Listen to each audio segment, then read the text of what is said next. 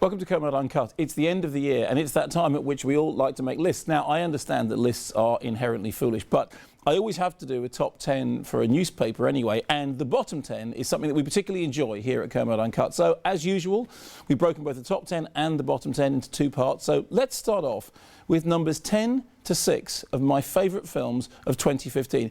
And I'm referring incidentally to films released in UK cinemas in 2015, regardless of when they were made.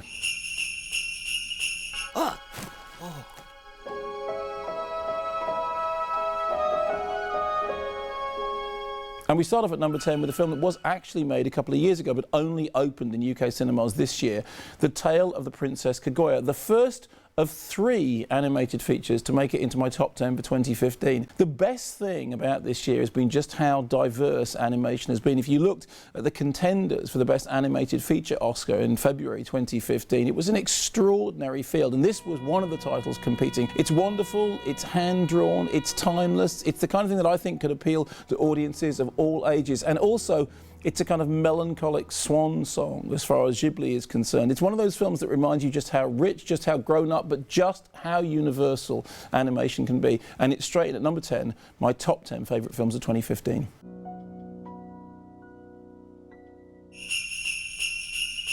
I never would have guessed that it would feel like this.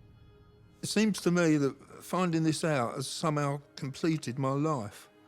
All of the things I would imagine one would feel, I don't feel.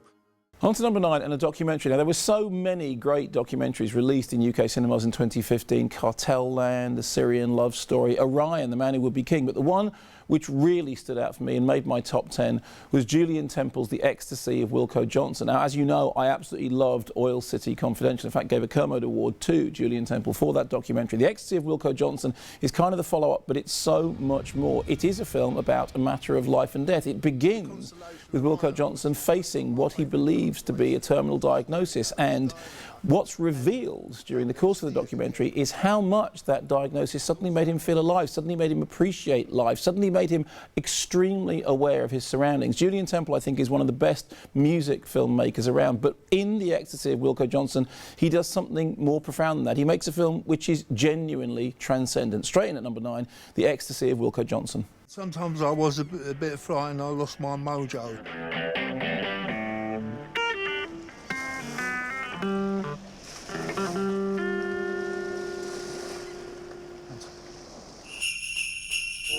Wait till you find yourself in the arms of your lad at the harvest time. Well, right soon be after you, the lads, with your eyes like that. Hello.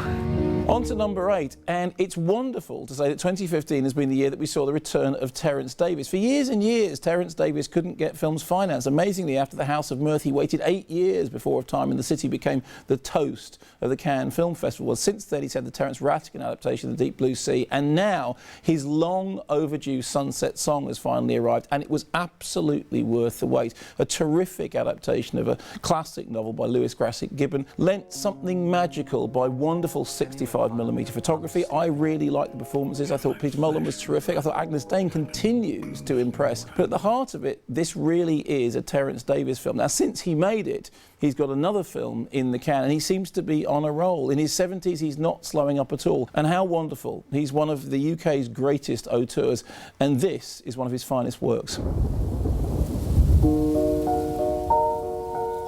all of the days to come, her heart would beat in this land, and she would be content.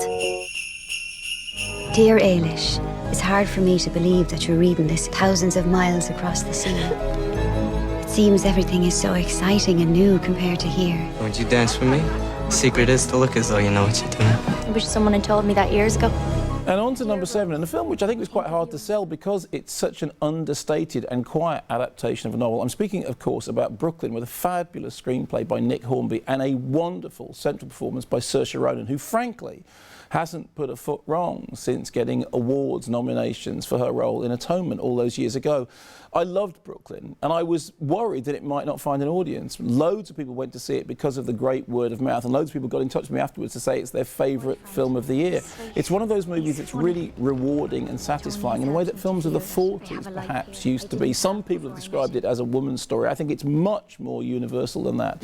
And I think it's one of those films that reminds you of the richness of cinema with an absolutely dynamite central performance. I'd imagined a different life for myself. But your life here could be just as good. Better, even. This is an ancient shell that my mother gave me a long time ago. Hold it to your ear and listen carefully. You will hear the song of the sea.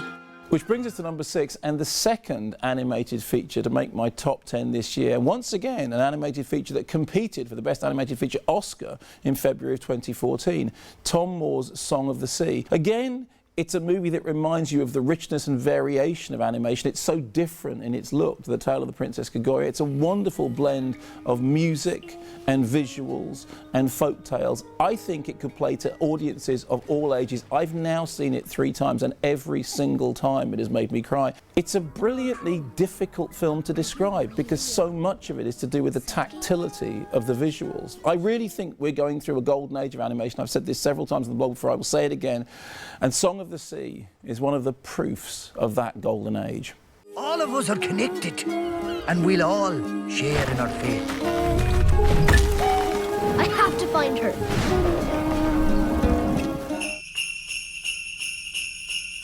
So those are just some of the gems released in the UK in 2015. Tune into the next Kermode Uncut blog for my worst of the year, numbers 10 to 6.